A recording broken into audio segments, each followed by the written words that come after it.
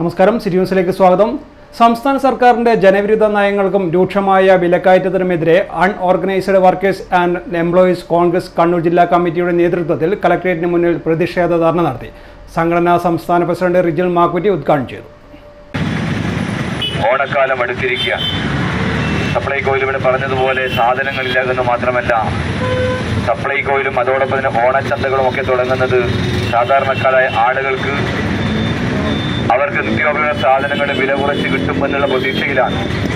പക്ഷേ കേരളത്തിലെ ഒരു മന്ത്രി പറയുന്നത് സാധനം കിട്ടിയാൽ പോലെ വില നോക്കേണ്ടതുണ്ടോയെന്ന്. ഇങ്ങനെ പറയുന്നൊരു മന്ത്രി കേരളത്തിനകത്ത് ആദ്യമാണ്. നിത്യോപയോഗ സാധനങ്ങളുടെ വില ഓരോന്നിൻ്റെയും വില വാണം പോലെ കുതിച്ചു വരുന്നു. മാർക്കറ്റിൽ ഇടപെടാൻ, പൊതുവിപണിയിൽ ഇടപെടാൻ സർക്കാർ തയ്യാറാകുന്നില്ല.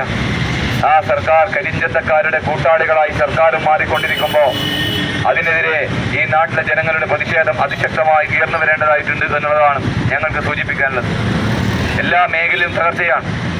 ഏത് മേഖല എടുത്ത് പരിശോധിക്കുമ്പോഴും തൊഴിലാളികളെ സംബന്ധിച്ചിടത്തോളം, തൊഴിൽ മേഖലയിൽ സംബന്ധിച്ചിടത്തോളം അവർക്ക് കൃത്യമായ രൂപത്തിലുള്ള ആനുകൂല്യങ്ങൾ കൊടുക്കാൻ സാധിക്കുന്നില്ല, പെൻഷൻ കൊടുക്കാൻ സാധിക്കുന്നില്ല എന്നുള്ളത് നമ്മുടെ മുമ്പിലുണ്ട്.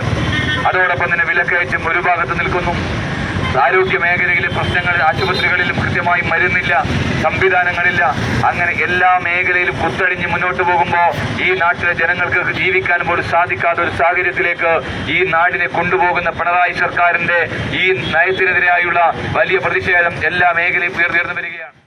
ജില്ലാ പ്രസിഡന്റ് നൌഷാദ് ബ്ലാത്തൂർ അധ്യക്ഷനായി. മൈനോറിറ്റി കോൺഗ്രസ് ജില്ലാ വൈസ് പ്രസിഡന്റ് NR മായൻ, NV നാരായണൻ എന്നിവർ സംസാരിച്ചു. News desk, city news.